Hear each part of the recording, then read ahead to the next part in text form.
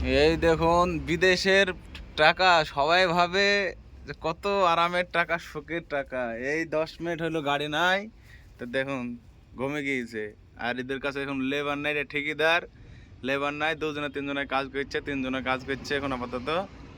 আর 4টি হয়ে গেল নাইট, সেই জন্য ঘুমিয়েছে তখন ভাই। হ্যাঁ, 10 মিনিট হলো গাড়ি নাই, 10 মিনিট গাড়ি আসলো বলি। তো তাই বিদেশে যে কত কষ্টের টাকা, যারা কাজ করে তারাই বোঝে।